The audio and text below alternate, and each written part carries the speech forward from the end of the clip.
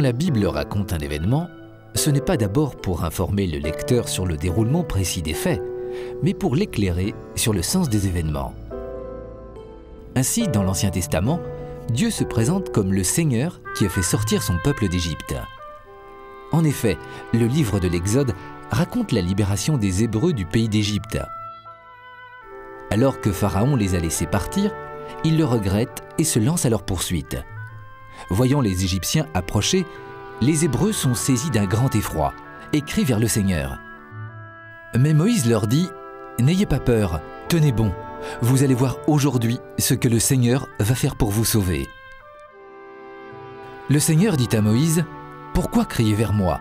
Ordonne aux fils d'Israël de se mettre en route, et toi, lève ton bâton, étends le bras contre la mer, fends-la en deux et que les fils d'Israël pénètrent dans la mer à pied sec.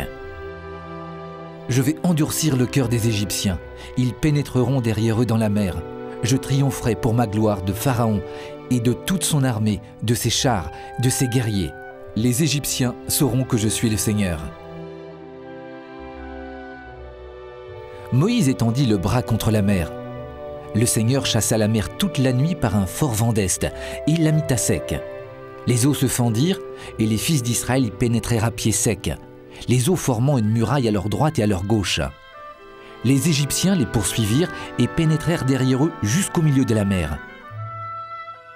Le Seigneur dit alors à Moïse, « Étends le bras contre la mer, que les eaux reviennent sur les Égyptiens, leurs chars et leurs guerriers. » Moïse étendit le bras et la mer reprit sa place.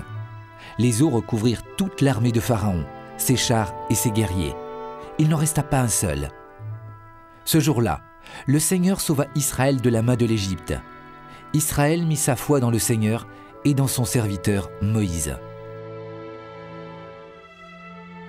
Ce récit, fondateur de l'histoire du peuple d'Israël, s'inscrit dans un contexte géographique et un temps donné, car le Dieu de la Bible est un Dieu qui agit dans l'histoire. Ainsi, avant le départ d'Égypte, Dieu institue pour son peuple le mémorial de la Pâque. De ses prescriptions, les fils d'Israël auront à faire mémoire de génération en génération, pour que Pâques soit renouvelée toujours et partout. Mais cette histoire a aussi pour objectif de révéler la puissance de Dieu qui libère de l'esclavage en toutes circonstances, hier, aujourd'hui et demain. C'est la raison pour laquelle le récit donne peu de détails et que les événements sont racontés comme une épopée qui suscite l'admiration et le désir de revivre cette libération.